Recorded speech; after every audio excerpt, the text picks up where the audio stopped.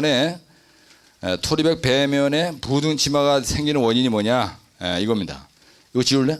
이거 잠깐 한 5분 만에 끝내겠습니다. 이거 아주 잘 돼 있어요. 그래서 308쪽에 보시면은 흑막이 굴착을 할 때 굴착 바닥 집안의 파괴 변형 이렇게 돼 있지만 이것도 내가 시험 보기 전에 여러분들한테 다 알려줬던 겁니다. 그래서 원인하고 대책이고 금방 끝나니까요. 토류벽 배면에 집안이 치마가 되는 원인이 뭐냐, 그 다음에 대책이 뭐냐 이 얘기예요. 이건 무슨 얘기냐면요, 보세요. 여기다 이렇게 있는데 여기다가 이렇게 주변 집안이 있는 겁니다. 근데 여기다가 우리가 일을 해야 돼. 이렇게 굴착을 할 때 이 집안이 이렇게 꺼진다 이거예요. 요 치마가 되는 원인이 뭐냐? 그 책에 있는데요. 뭐 압축치마, 점성퇴, 안밀치마, 대단한 개소리가 여래여래. 처음에 개요. 그 다음에 치마 원인. 이거 집안 치마 얘기하는 거예요. 치마 원인. 그 다음에 대책은 나중에 얘기입니다. 치마 원인은요, 보세요. 여기에서 굴착해 내려갔을 때 처음에 이 공법 선정이 잘못되면 일어나는 거예요. 그죠? 그래서 여기 지하 매설관이 있다고 생각해 보세요. 그럼 처음에 지하 매설관이 파손되죠?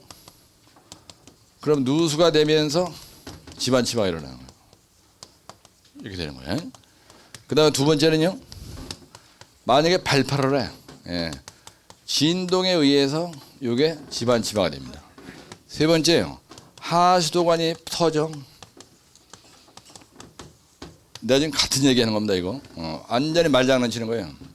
이게 되죠. 그럼 누수가 되면서 집안이 치마가 돼요. 계속 이렇게 반복하라는 거예요. 내 얘기는. 하수도관만 관이 아니에요. 그 다음에 뭐가 있었죠? 상수도관이 파손되는 거예요. 이러면 누수로 인해서 집안이 파손되는 거예요. 그렇죠? 다섯 번째, 요거 굴착하다 보면 지하수위가 높아. 그래서 여기에 물이 이만큼 차 있어. 그럼 이게 지하수위라는 거예요. 그죠? 땅속에 물이 많아. 그럼 지하수위가 높으면 파손되는 거예요. 지하수위가 높다. 그러면 파손이 되는 거예요. 그래서 집안 치마가 일어나는 겁니다. 그죠? 집안 치마 일어나는 거는 뭐 아무것도 아니에요. 그 다음에 여기서 굴착할 때 여기 내면에 수위가 있고 이렇게 있는데 여기에서 보일링이 일어나는 거예요. 그래서 보일링과 뭐가 일어나요? 히빙이 일어나면 이게 파손되는 거예요. 그래서 보일링. 처음에 보일링. 그 다음에 히빙. 그 다음에 토합 수압이 커. 그럼 토합과 수압이 크다. 이게 크다. 이게 크다. 이게 크다. 이게 크다 하면 일어나는 거예요. 7, 8, 9이죠 벌써. 그죠? 그 다음 또 뭐가 있어요? 9, 그 다음에 10, 11, 12, 막 나간다고 생각하면요. 시트파를 박았습니다. 근데 나중에 여러분들이 그걸 인발했어요. 그래서 시트파를 인발하잖아요. 인발 후 배면 집안에 치마가 엄청나게 큰 거예요. 치마가 크다. 이런 것 때문에 일어나는 거예요. 토입회사가 있죠. 그 다음에 사면이 붕괴돼요. 굴착 도중에 붕괴가 돼요. 그러면 집안 치마가 일어나요. 그 다음에 H8 토립판벽이 H8 토립판 이게 파손돼 확 무너져. 그래서 집안 치마가 돼요. 그죠? 그 다음에 띠장이 휘어. 띠장이 변형이 돼. 그러면 집안 치마가 일어난 거예요. 그 다음에 띠장 앞에 버팀대가 버티고 있어요. 버팀대가 변형이 생겨가지고 휘었어. 그러면 그걸로 집안 치마가 생겨요. 그 다음에 굴착할 때 과도하게 굴착해. 한쪽만 막 그냥 편 굴착하는 거예요. 과도한 편심 굴착을 해요. 한쪽만 막 직살나게 파는 거예요. 한쪽은 안 파고. 이러면 집안 치마가 생기는 거예요. 15가지예요. 이 그림을 0.5페이지 그렸어. 그러면 이게 한 페이지 반이에요. 대책은 어떻게 되냐? 이거 하나하나 잘한다고 쓰는 게 답이에요. 그래서 이런 문제를 방지하려면 대책공법이 뭐냐? 뭐예요? 대책공법의 선정인데요. H 강강 S 보탑이라고 하는 이런 여러 가지 공법이 있습니다. 탑다운으로 하면 절대로 이런 문제 안 일어나요. 어센커 잘한다고 해서 안 일어나는 게 아니야. 버팀대식이 있어요. 그 다음에 스로리월이 있습니다. 그 다음에 뭐가 있어요? 강관 널말뚝식이 있어요. 그 다음에 강널말뚝식이 있어. 그다음에 H8 토르파맥 있죠, 예. 근데 여기서 제일 센 게 이게 배면치마가 최고로 커요. 그다음에 두 번째 일로 내려갈수록 안 큽니다. 여기까지가. 그래서 이게 최고로 좋은 공법이에요. 그럼 배면치마를 방지하기 위해서 이렇게 여러 가지 공법이 있는데 대책 공법에서 이렇게 여러 가지 보여주고 그리고 대책에다가 그리고 대자보 3번의 대책 공법의 선정. 그래서 이렇게 해놓고 이 중에서 본인이 이렇게 쓰는 거예요. 이 중에서 본인이 치마 방지 대책으로 최고로 좋다고 생각하는 스로리오 중심으로 이거 다 보여주고 그 대신에 다 보여주고 스로리오는 어차피 별도로 외워야 되는 문제예요. 그럼 스로리오에 대해서 한 페이지만 채우면 돼요. 예, 그러면 무조건 점수 75점 내지 80점 팍 줘버린 거예요. 예? 이게 중요한 건 뭐냐면 이런 문제가 났을 때는요. 원인을 접근을 못해. 아까 발파 진동이 구조면에 미친 영향이 뭔지를 기억이 안 나. 그럼 조지는 거예요. 그죠? 그래서 이 뒤에 나와 있는 대책보다 여러분들한테는 더 중요한 게 뭐냐면 시험장에 가서 문제를 딱 받아줬을 때 이 문제에 대해서 해결할 수 있는 그 뭔가 아이디어가 나오려면요. 첫 방에 물어본 이런 거에 대해서 순발력이 있어야 되는 거예요. 이게 만약에 딱 기억이 안 나죠? 발파 진동이 구조물에 미친 영향이 아까 내가 무지개 많이 썼죠? 기억이 안 나. 그럼 그 뒤에 얘기는 아무것도 아닌 거예요. 그래서 항상 원인 대책, 원인, 문제점, 기능, 효과, 필요성, 뭐 얄궂은 그 앞에서 물어본 말. 관련된 문제를 보면요.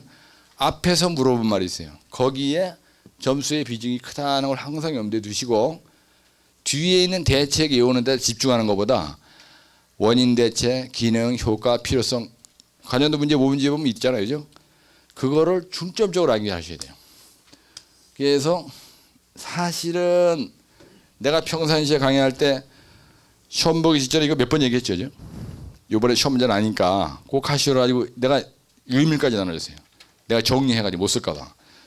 그래서 하는데 책에 있는 거 보고 막 그냥 내가 얘기하는 것보다 실제로 현장에서 내가 경험한 걸 바탕으로 해서 현장을 머릿속에 떠올리면서 여기다 이렇게 하는 게 오히려 머리에 더 잘 들어가죠. 네? 선배들 뭐 현장 경험 해보시면 분 많으니까. 그래서 공부를 하실 때 집에 가서 동영상을 보시면서요. 대충 이렇게 보지 말고 항상 현장의 분위기를, 현장의 생생한 모습을 생각을 하면서 내가 여기다 나열했다는 걸 여러분들이 동감을 하면서 그 흐름을 타면서 뭔가 생동감 있게 공부를 하셔야 빨리 암기해야 돼요. 리터럴하게 글자 그대로만 외우려면 절대 머리에 남지 않고 감이 없는 거예요. 맞죠?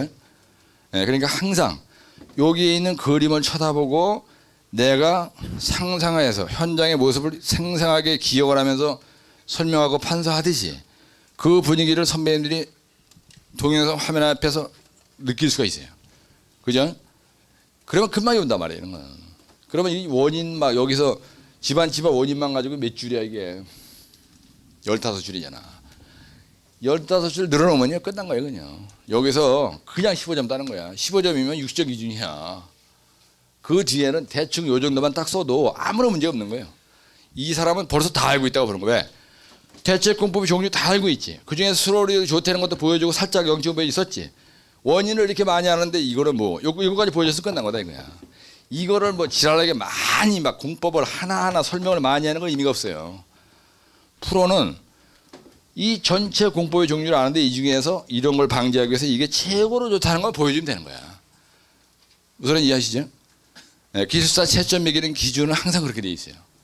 대책을 많이 쓰기를 원하지 않고 대안공법이 몇 가지가 있다는 걸 정확히 보여주는 게 중요한 거예요.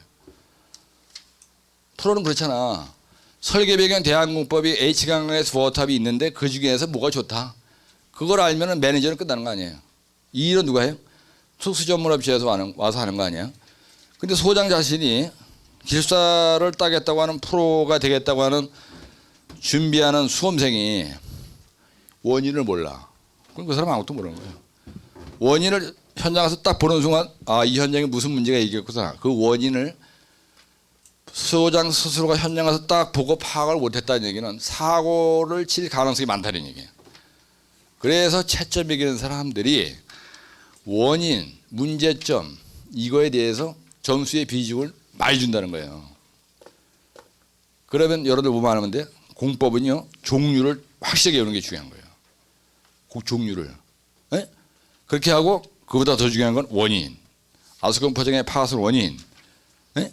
콘크리트 포장의 파손 원인, 개질 아스팔트 쓰는 이유, 강지보의 기능, 쇼크루트의 기능, 쇼크루트의 필요성, 효과, 락볼트의 종류, 그거의 작용 효과, 이런 짤막짤막한 거를 확실하게 외우는 게 더 중요하다는 거예요.